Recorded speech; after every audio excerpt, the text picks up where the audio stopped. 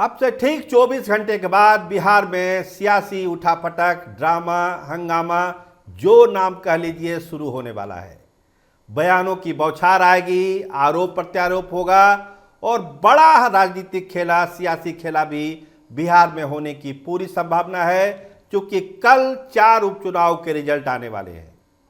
चारों सीटें दोनों गठबंधनों के लिए जीवन मरण का प्रश्न है और यही रिजल्ट तय कर देगा कि जो 25 का चुनाव बिहार में होने वाला है उसमें होगा क्या।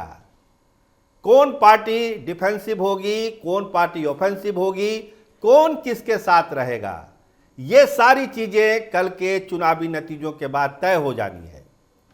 तो 24 घंटे का इंतजार है। तो हो क्या रहा है अलग अलग खेमों में, नेता क्या सोच रहे हैं, उनके दिलों में क्या चल रहा है। देखिए, ढेर सारे एग्जिट पोल भी आ गए, बड़े बड़े पत्रकारों का, बड़े बड़े राजनीतिक विश्लेषकों का एक सर्वे भी आया है, आकलन भी आया है, अलग अलग राय है। प्रशांत किशोर को भी लेकर अलग राय है, जनता दल यूनाइटेड को भी लेकर राय है और जो भाजपा और आरजेडी के लेकर भी तरह तरह की बातें कही गई है कि अगर नतीजा इनके अनुकूल नहीं आया तो ये पार्टियां क्या कर सकती है। क्या इनके ऑप्शन सीमित हो जाएंगे, लिमिट हो जाएंगे, या फिर कोई नया रास्ता ये पार्टियां अपनाएंगी। देखिए, 2-3 खिलाड़ी इस खेल में नहीं है।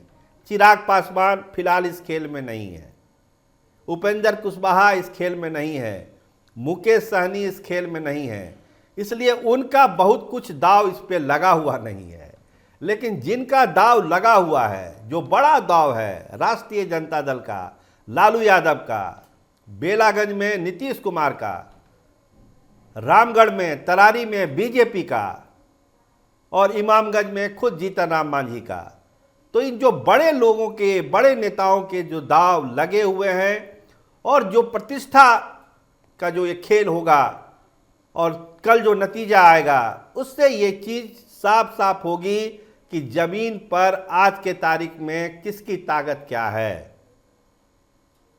बयानों की बात अलग है, गठबंधन की बात अलग है, लेकिन जब जनता की अदालत में टेस्ट होना है तो उस टेस्ट में किसकी ताकत कितनी है, कौन सा गठबंधन कारगर है, कौन से वोट एक दूसरे के यहाँ शिफ्ट नहीं हो रहे हैं। और जो प्रशांत किशोर जो दावा कर रहे हैं कि सभी पार्टियों में जो लोग हैं, बहुत सारे लोग बेचैन हैं, वो लोग जनसुराज की तरफ देख रहे हैं। वैसी जनता जो एक नया बिहार बनाना चाहती है वो जनसुराज की तरफ देख रही है। तो इन लोगों की भी नज़र है कि आखिर कल का नतीजा होता क्या है। क्या तरारी में, रामगढ़ में, बेलागंज की बात अभी हम नहीं कर रहे हैं लेकिन आएंगे उस पर भी, इमामगंज में प्रशांत किशोर के वो कौन कौन लोग वोट देंगे, कल पता चलेगा कि आखिर एक जिस बिरादरी का उनका कैंडिडेट है उसके अलावा उनको कौन सा वोट मिला। अगर उनको दूसरे बिरादरी का भी वोट मिलता है, जैसे कहा क्या जा रहा है, कहा यही जा रहा है कि बेलागंज में मुसलमान तो उनके कैंडिडेट हैं ही, उनका वोट तो उनको मिला ही है, क्या इसके अलावा दूसरा वोट भी उनको मिला है, भूमिहारों का मिला है, तरारी में क्या भूमिहारों का वोट मिला है, दूसरी जातियों का वोट मिला है, रामगढ़ में क्या हुआ, इमामगंज में क्या हुआ। तो इन सब चीज़ों से प्रशांत किशोर के बारे में भी एक राय बनाने में कल के बाद आसानी होगी कि वो दूसरे वोट बैंक को अपने पाले में ट्रांसफ़र करा पाए या नहीं करा पाए, या फिर सारी बातें जो है हवा हवाई रह गई, नया बिहार बनाने का सपना धरा का धरा रह गया, या फिर उनको और समय चाहिए लोगों को समझाने के लिए कि वो बिहार में करना क्या चाहते हैं, कैसा बिहार बनाना चाहते हैं और कैसे बनाना चाहते हैं। उनको समय चाहिए होगा, कल पता चलेगा।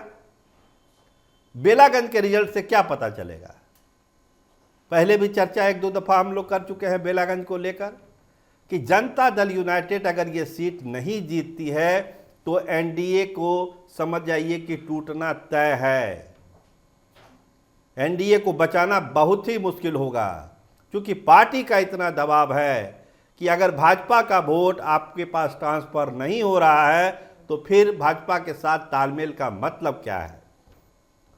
तो ये चीज कल तय होगी। अभी तक तो आकलन है, अनुमान है, लेकिन कल जब नतीजे आएंगे तब एक राय बनाने में सुविधा होगी कि जनता दल यूनाइटेड का अगला स्टेप क्या होने वाला है बिहार की सियासत में। तो कल का इंतजार तो करना ही है। आरजेडी का क्या है?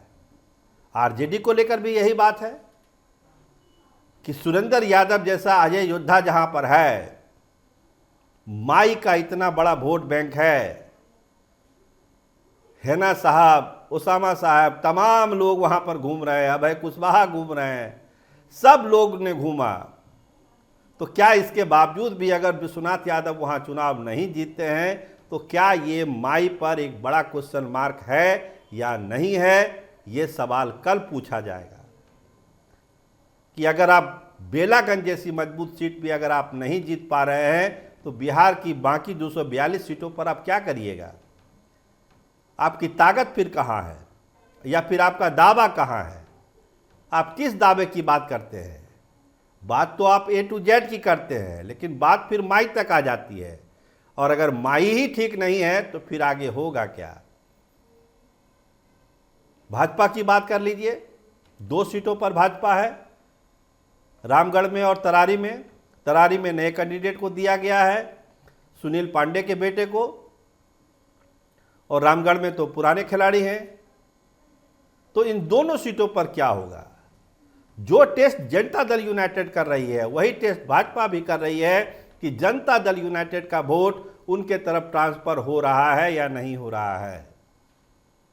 लोकसभा के नतीजे जो है बहुत अच्छे नहीं रहे, अनुभव उनका 10 सीटें एनडीए को हारनी पड़ी, और जनता दल यूनाइटेड ने जो जमीनी स्तर पर जो रिपोर्ट ली है और भाजपा ने भी ली है, वो रिपोर्ट यही कहती है कि दोनों पार्टियों के कार्यकर्ताओं ने, कैडर ने एक दूसरे का दिल से साथ नहीं दिया। ये जनता दल यूनाइटेड की भी रिपोर्ट है और भाजपा की रिपोर्ट है लोकसभा चुनाव के संदर्भ में। आज जब दिल्ली कोर कमेटी में बैठक हो रही है दिल्ली में, वहां भी ये चर्चा हुई आज कि आखिर जब हम गठबंधन में हैं तो गठबंधन का फायदा हमको मिलता क्यों नहीं है। तो ये जो चुनाव का रिजल्ट है तरारी और रामगढ़ का, ये तय करेगा बीजेपी के लिए एक लाइन खींचने में कि बीजेपी का अगला स्टेप क्या होना चाहिए। जो हम बार बार कहते हैं कि अगर नतीजे अनुकूल नहीं आए तो एनडीए को भी खतरा है और महागठबंधन को भी खतरा है।